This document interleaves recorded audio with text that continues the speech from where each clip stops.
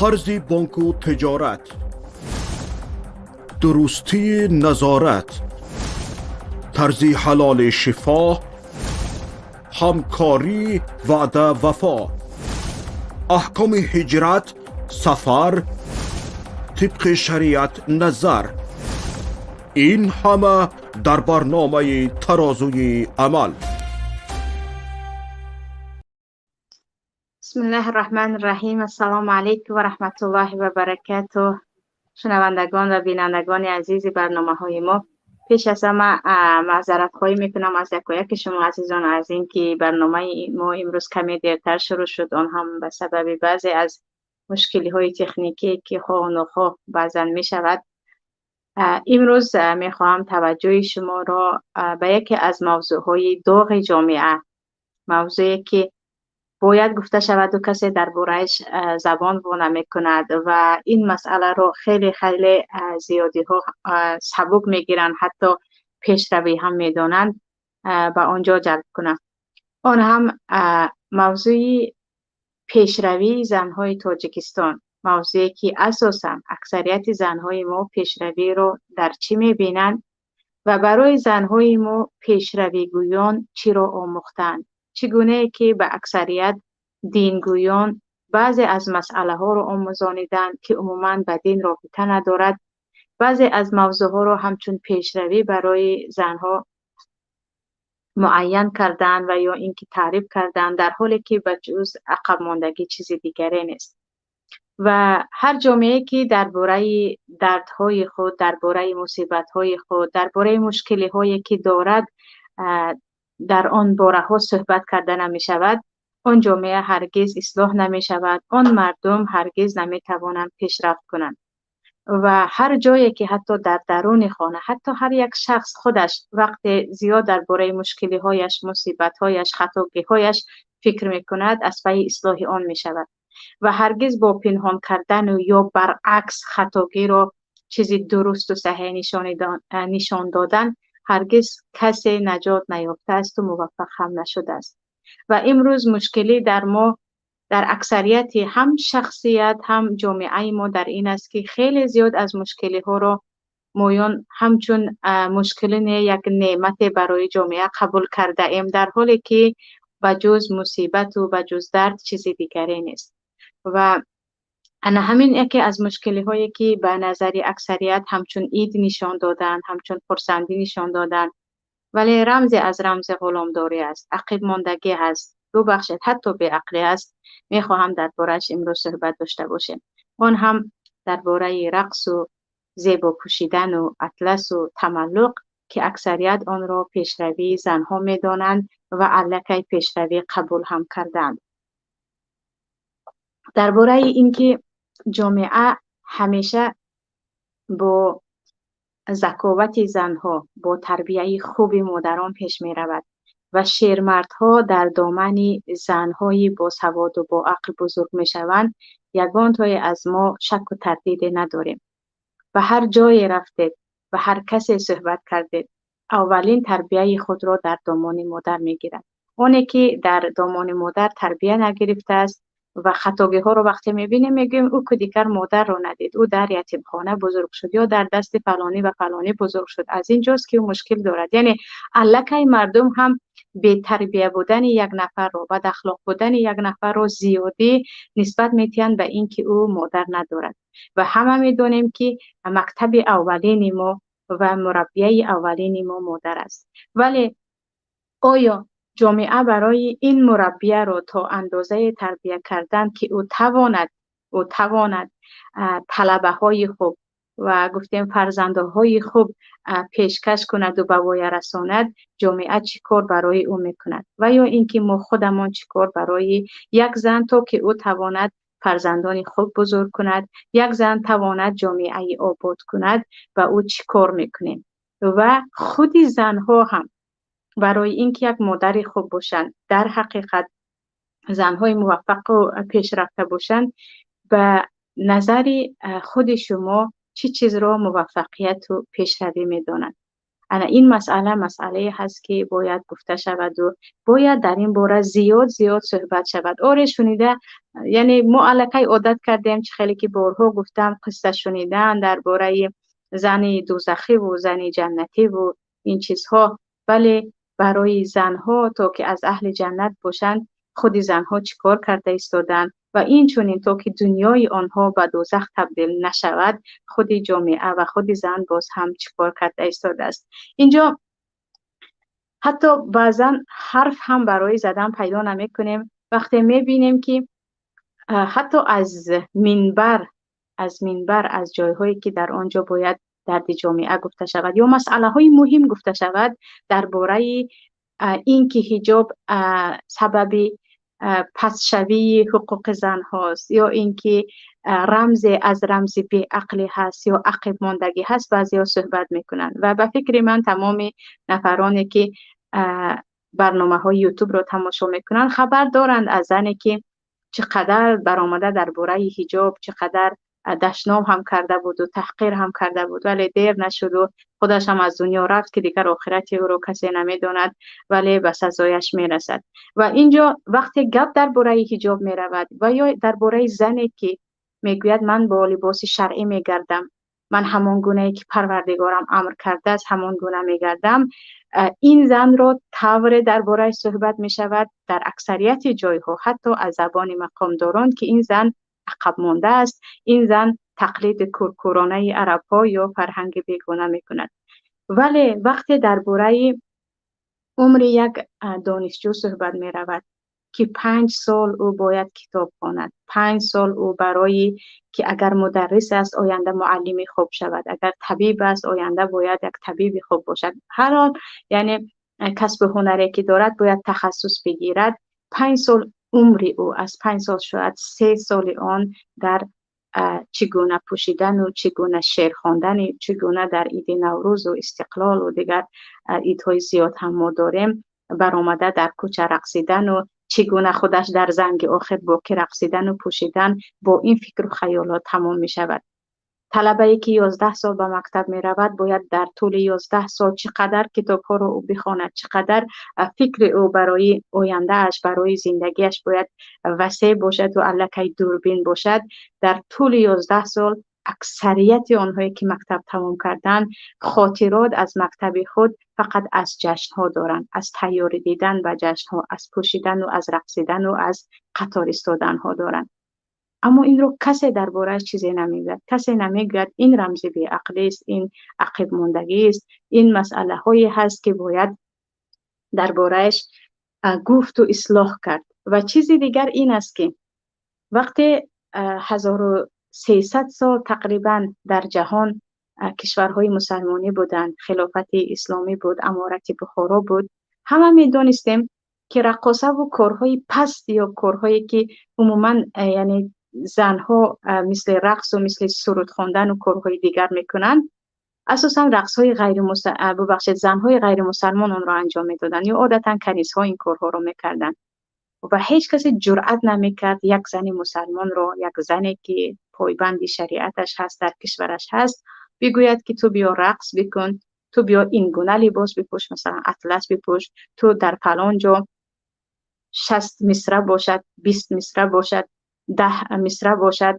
دست بر این سرود رو تملق کارانه و در وصف این یا آن بخوان. یعنی کسی جرئت نداشتن مسلمان رو این گونه در این مکان بماند و این رو همه میدونستن که یک رذالت است. وقتی زن مسلمان حتی شاعره ها شعرهای نوشته خود رو پس پرده میخواندن، برای اون که خسرو شعر خواندن هم برای بعضی زنها آنقدر زیبنده نبود، از هیبت و از عزت آنها رو پایان میبرد، نه اینکه رمز پسزنی و پایان بودن حق او بود.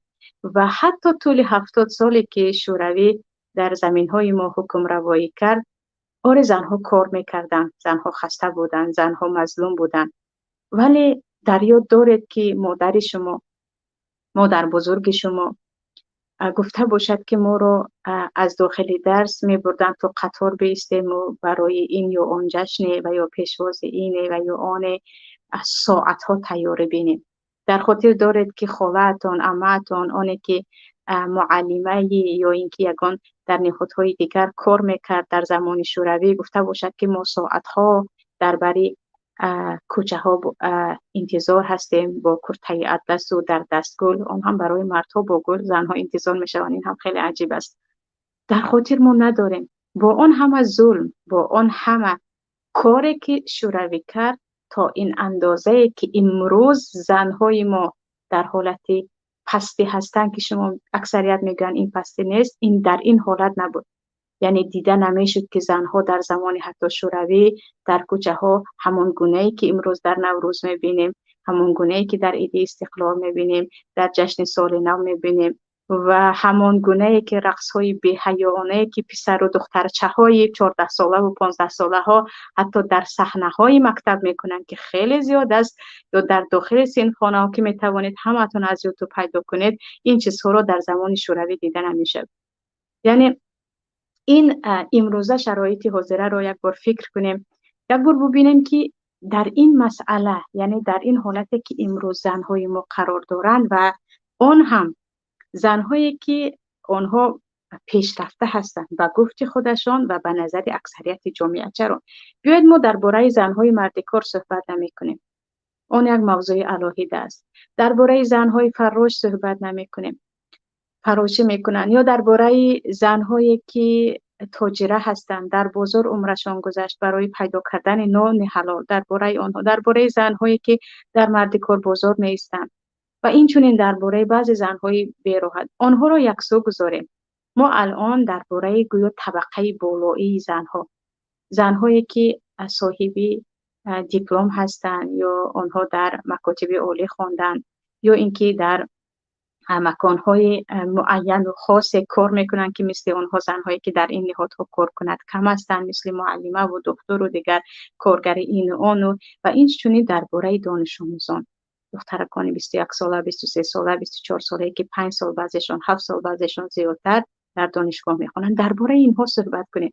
وقتی یک گفتیم گویا طبقه بالایی زنی تاجیکستان، زنی تاجیک، اونی که در حکومت کار میکند یا در دولت کار میکند، معاش ثابت دارد، یا اونی که به امید اینکه آینده یک خدمتی برای مردم کند درس میخواند، حالش چنین است. حالش چنین است. روزها، ساعتها، ماهها ذهن او، بدن او مشغول است که چگونه میرقصد در این یا آن ایده که زود ایدها هم میآیند. اکثریتش چگونه شعر میخواند، چگونه فلانی آمد در نزد او با تبسم و گویا که از در جنت زندگی دارد خودش را وانمود کند و چی میپوشد. ذهن این زنها، یعنی زنهای طبقه بالایی با مشغول است. ما از دیگرها، آنهایی که اصلا مکتب نمیخوانند یا گفتیم اصلا مرد کار هستند، دست به قشتولای دارند، از آنها چی میتوانیم انتظار شد؟ وقتی گفتیم آنهایی که به دست آنهاست آینده این نسل ما، به دست آنهاست آینده کشور، آنها تربیت کننده، آنها اداره کننده جامعه هستند، برای آنکه همه با امید این یا میخونن یا در جای کار میکنن. حالشون چنین است.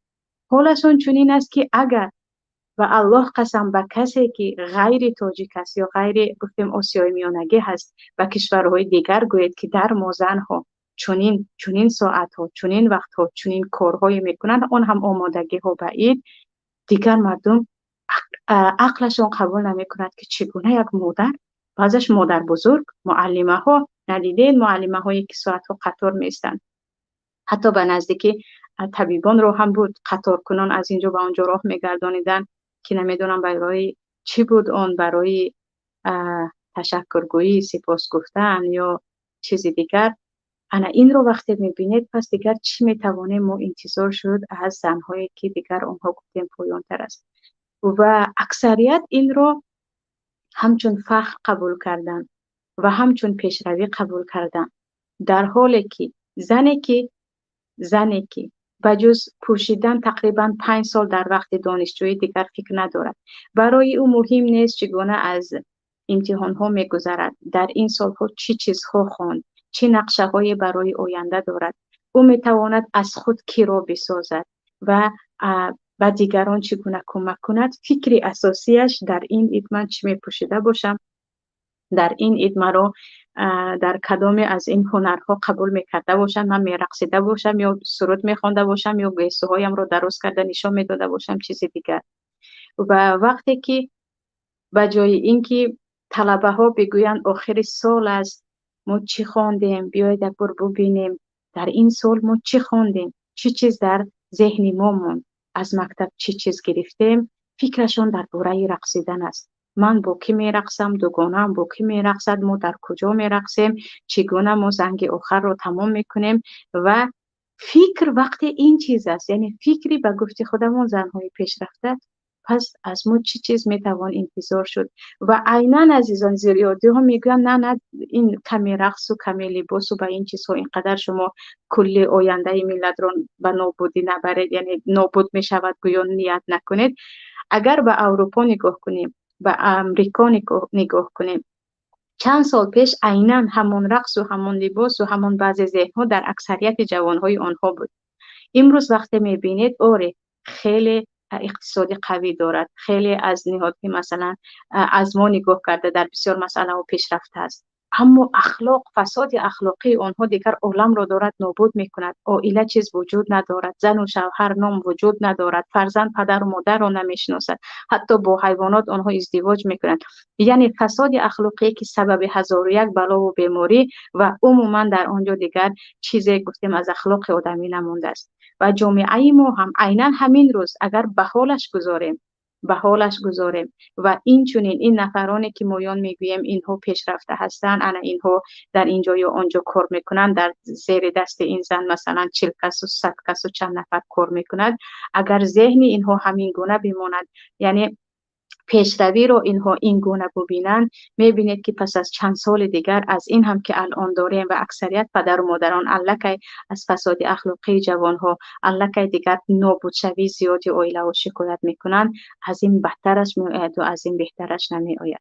و چه خیلی که گفته ایستادم، بدبختی در این است که اکثریت این چیز رو همچون یک وبای مصیبتی که باید حل شود، باید پایان یابد، باید بر این مقاومت کرد نگاه نمی کنند. یک خرسندی الکی گفتیم یک سیستم درس یا کار در حکومت که ما باید وقتی کار میکنی، وقتی میخوانی، انا همین طور باید همیشه درباره لباس و درباره رقص و درباره یکی در یگانجا شعر خوانم دست ها ببر با تعظیم کنان، درباره انا این پیشرفت است. این رو الکی مردم پیشرفت. از چی میگیم این رو مردم الکی پیشرفت میدونن؟ برای اون که هر دختری که برآمده رقصید، هر معلمه که برآمد و در مشرفه یا جای دیگر اشتراک کرد، حتما خودش رو سلفی میکنه، در همه جایها میمونه.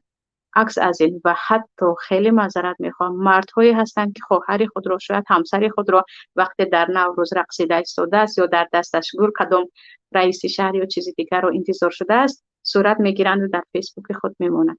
برای چی رو میمونه؟ اگر اون ننگ میدانست اصلا این کار رو نمیکرد. از اینکه این رو الکی پیش روی فخر میدونند. ولی خیلی که گفته ایستادیم، اگر انسانی عاقل فکر کند، بجز ذلت و بجز شرمندگی که نباید، انسانی که خودش رو احترام میکند، عزت خودش رو میداند، نباید در برابر هیچ انسانی مثل خودش این کارها رو انجام دهد. این رو تماما آنها در فکرشان ندارند. چیزی دیگر، پس سبب چی است به فکر اکثریت ما در اینجا کی گناهکار است؟ مثلا وقتی که پس از فوش خوردن شوروی دیگر ما پیشروی رو در رقص دیدیم، دیگر دانشجویان و جای آن که بروند بخوانند، چند کتاب خواندند، چند کتاب تمام کردند، همین سال اساسا آنها چی بهره از این گرفتن، همین سال چی پوشیدن، سال آینده چی میپوشند، همین سال در کجا چگونه رقص و خرسندی گذشت، سال آینده در کجا باید قید شود فکر میکنند. سبب این همه بلاها چی است؟ یعنی اساسا مردم چرا این گونه پایان و سطح فکری آنها تا اندازه پایان رفت که دیگر خواری و ذلت را گمان میکنن این عزت است، این پیشروی است. و به نظر بنده اولا این خود دوری از دین می باشد. چرا در ما و در اکثریت کشورهای خودکامه نمیخواهند که مردم از دین خود باخبر باشند؟ برای اون که مردم اگر از دین خود باخبر شد، او اولین کسی که عزت میکند نفس خودش هست.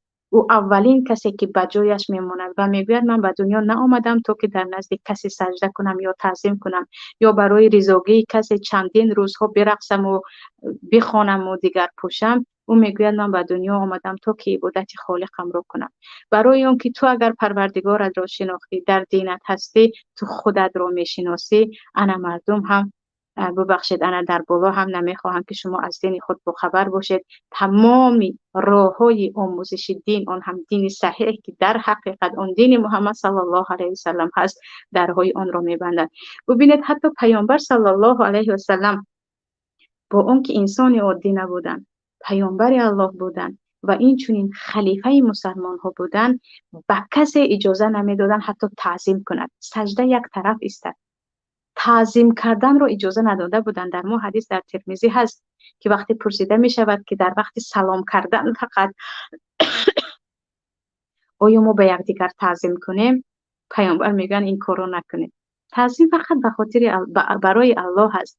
در ما حدیث دیگر از پیامبر میگن لا یصلح لبشر ان یسجد لبشر. هرگز درست نیست، هرگز اجازت نیست انسان به انسان سجده کند. تو آمدی تو به پروردگارت سجده کنی، تو آمدی تو خوش آمدگویی های تو به پروردگارت باشد، تو آمدی تو سر تعظیمی تو از اینکه تو خیلی میخوای رضاگی او را به دست بیاری، این فقط به پروردگار باشد، نه از بنده های دیگر. نه رزق تو، نه عمر تو، نه آینده تو، نه حیات تو، نه ممات تو در دست یگان نفر نیست. برای همین اولین راه که ما از این گونه و عبادت مانند عادت های رذیل که خیلی شرمندگی هست و پستی هست، از آن نجات یابیم و سری تعظیم و سجده و خوش آمدگویی و تو هستی که من میخورم و زندم رو فقط به پروردگار بکنیم. این است که ما باید بدانیم که ما چرا آمدیم، کی هستیم، چی هستیم و پروردگار ما که هست که این آموزش دین است و جز دین چیزی دیگر این رو به ما نمی آموزاند. اما گشته و برگشته میگویم آن هم آموزش دین صحیح از کتاب های صحیح، از اصل دین، نه به گفته فلانی گفت و فلانی گفت و به یگان کتاب فقط از طرفی شنیدن. چیز دیگر این است که این بی‌مسئولیتی عائله ها، اگر گفتیم اولین سبب این است و ببخشید چیز دیگری باید در آنجا میگفتیم.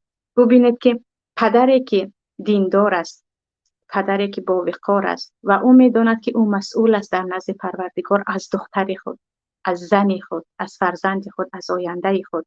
او مسئول است. او پرسیده می شود به دخترک خود تا شوهر کردنش که در دست تو بود چی کار کرده.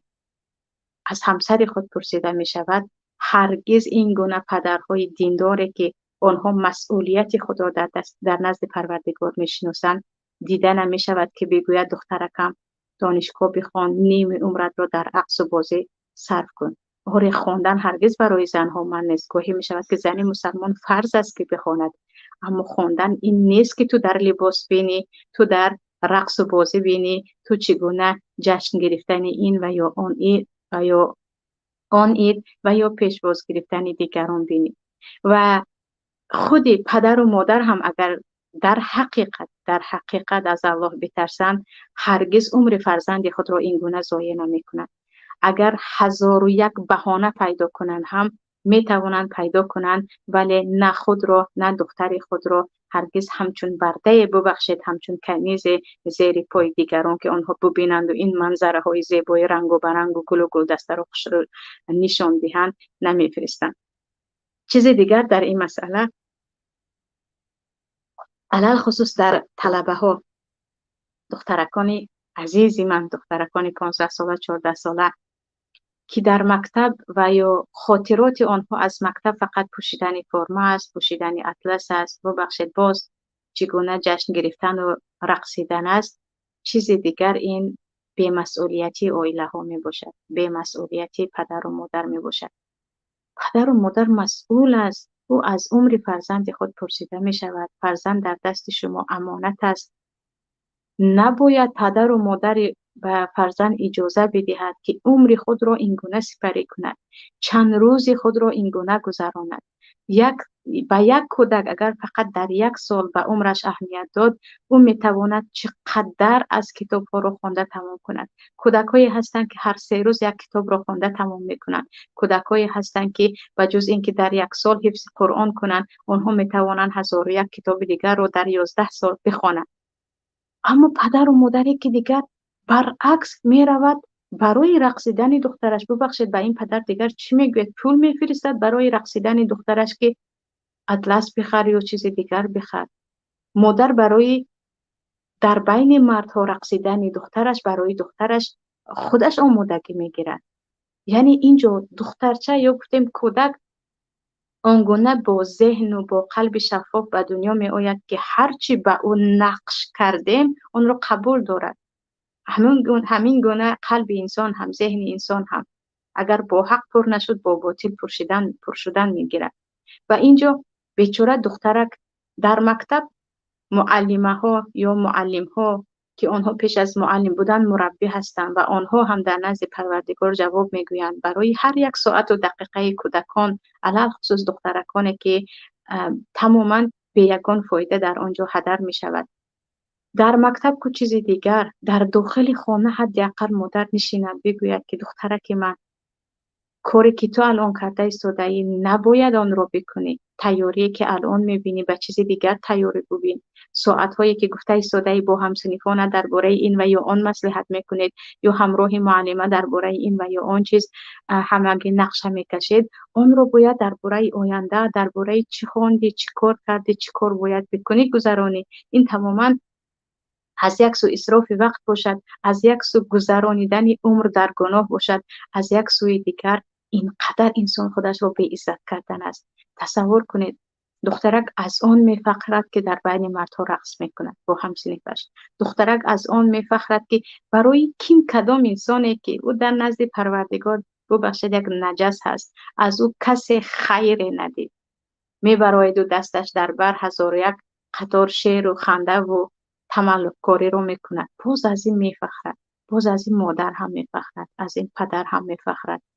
این رو عکسش رو در دیگر جایهای هم میماند. برعکس نیست، از این باید بگیرید، شرم دارید که تو بکی خونده ایستاده، چی کار کرده ایستاده، مگر قدر تو این است؟ مگر برای همین به دنیا آمدی تو که 2-3 نفر رو خرسند کنی، ریزوگی آنها رو بگیری که دوامش چی؟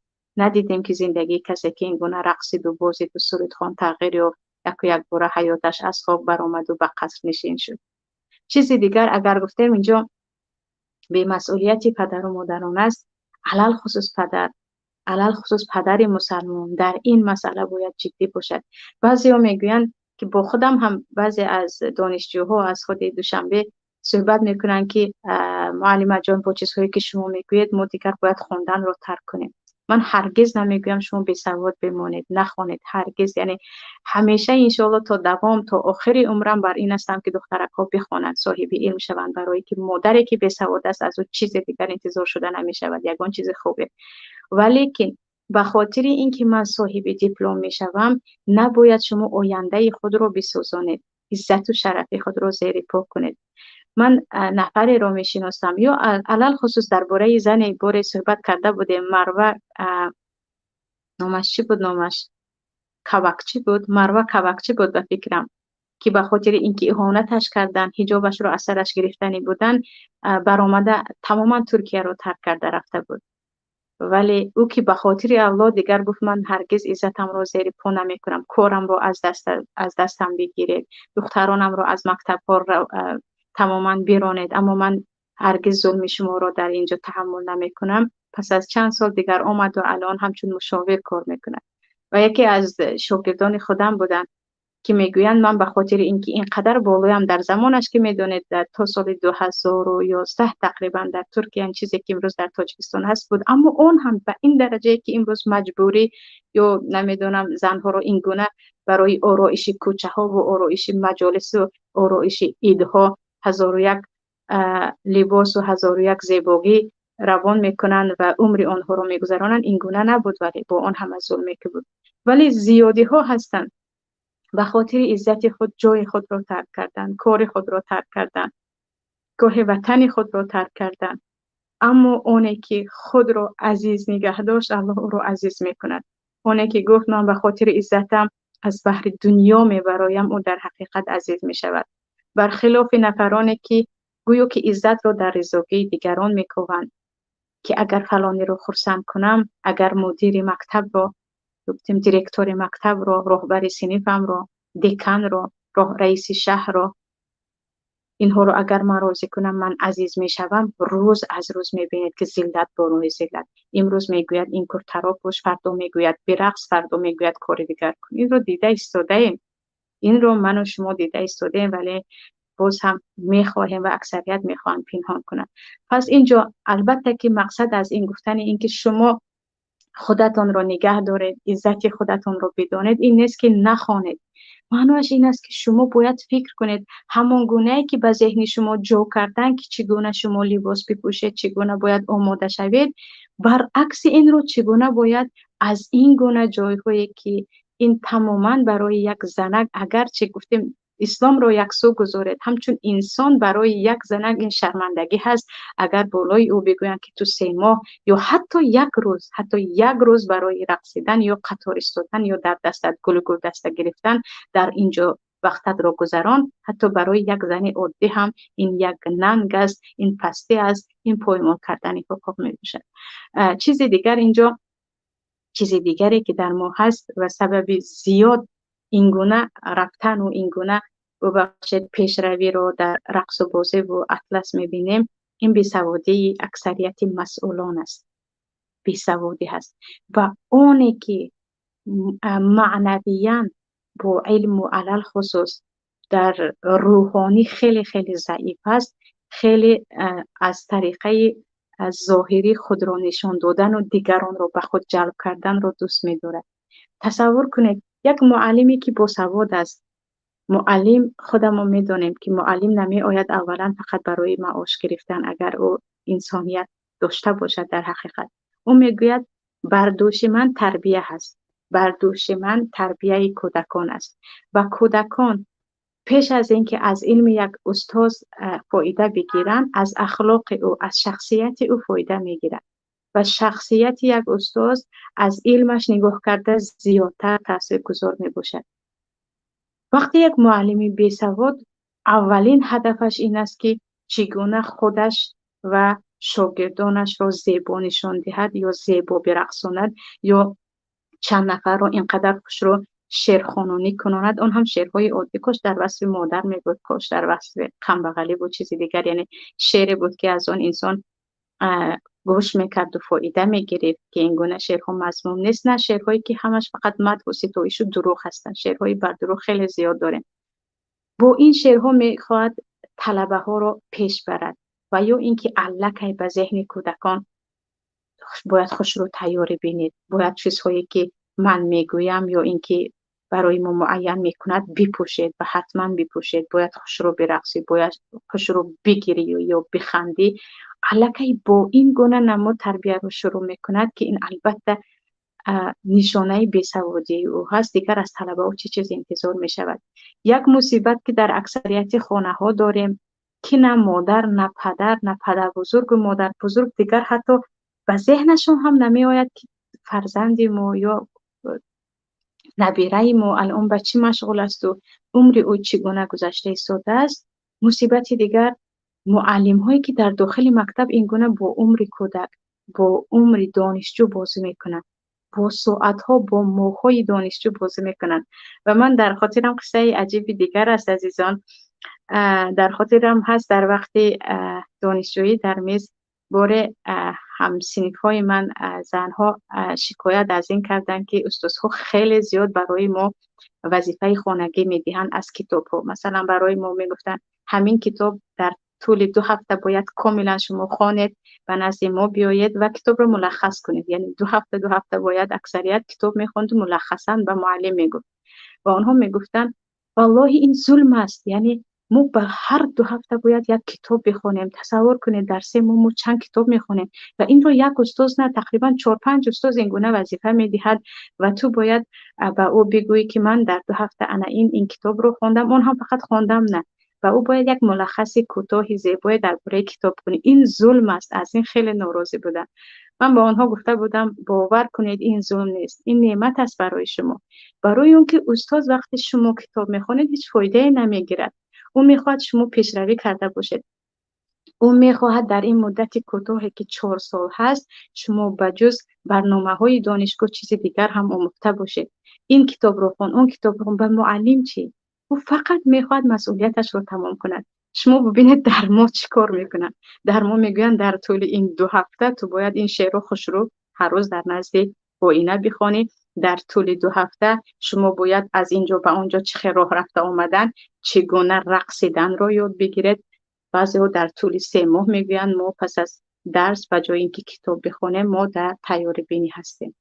وقتی این رو گفته بودم دیگر به گفتی روزها شوک شده بودن که این گونه هم دانشگاه در دنیا بوده است که به جای طلبه ها رو به جای رسانیدن، آن هم آنجا مکان دانشگاه هست، دانش آموزانیدن و طلبه ها دیگر زیای وقت، آن هم زیای وقت نه، گناه رو یاد میدهند. ذلت پستی رو چگونه تو حتی میتوانی برای کم کس و ناکس برقص، دست بجنبانی، کرته بپوشی، گل به دست گیری، چیزی دیگر گیری.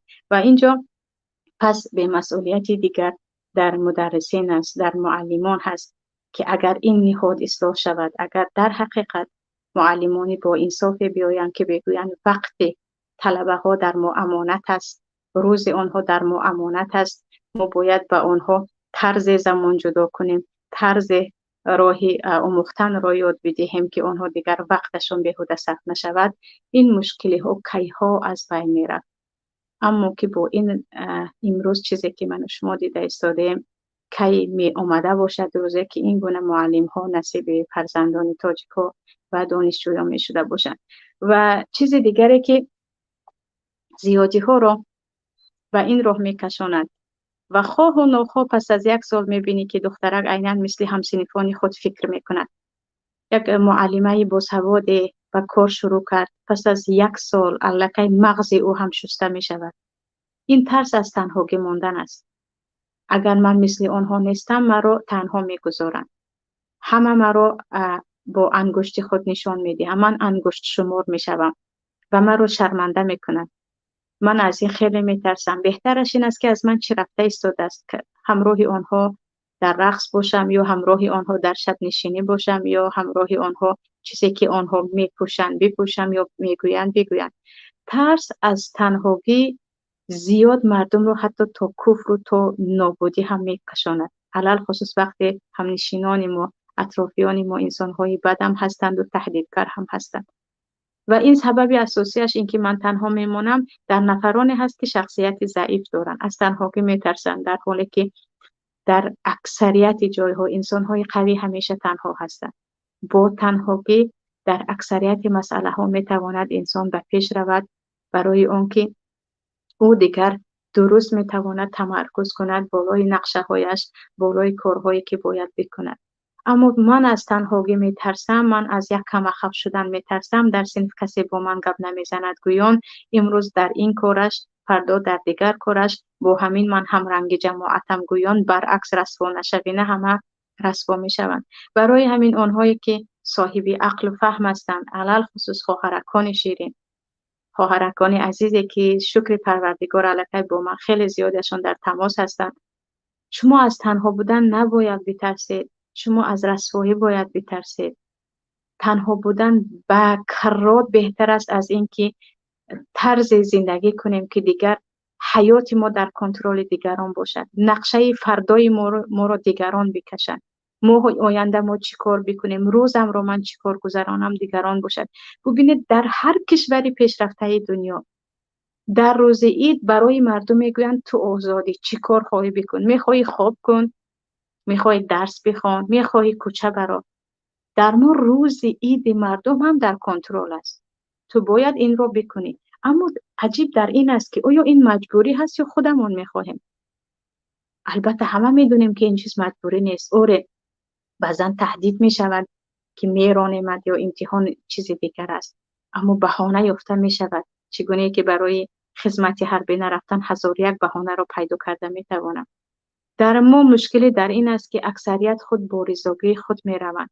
چه خیلی که پیشتر گفتم اکثریت زنها پیشروی رو در این می بینند.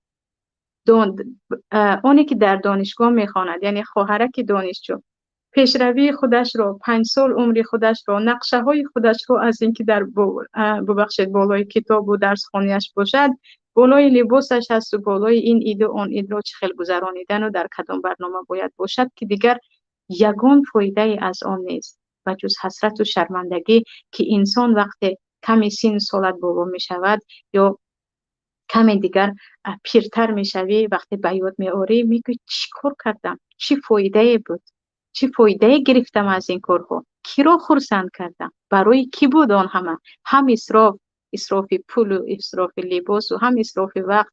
همان دیگر ببخشید یک انسان را تا اندازه برای خرسندیش حرکت کردن که دیگر خودت انسانیت را فراموش کنی.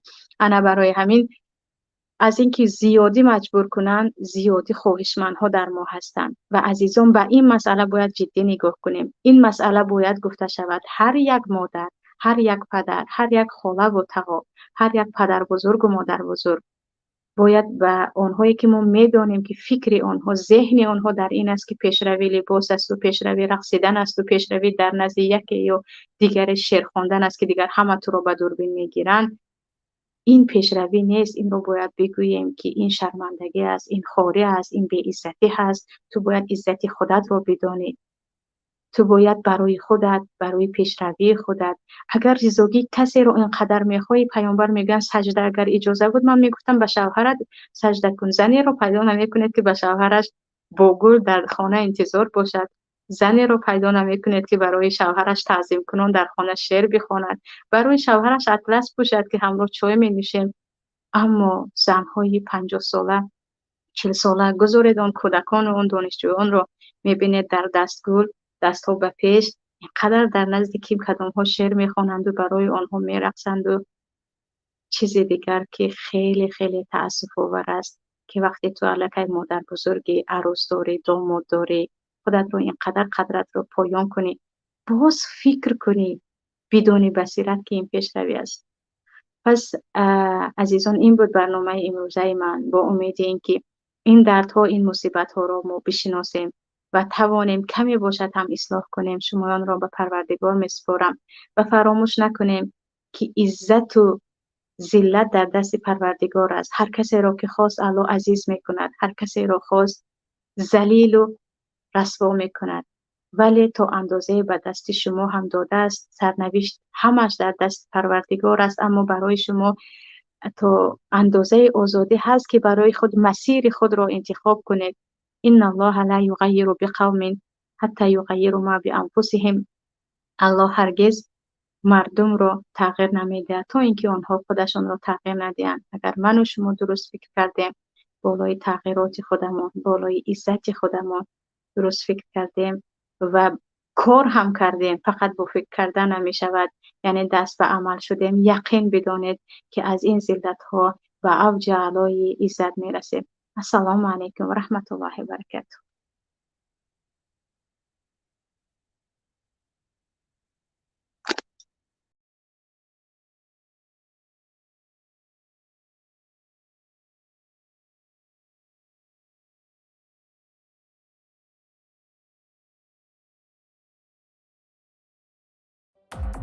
قرض بانک و تجارت،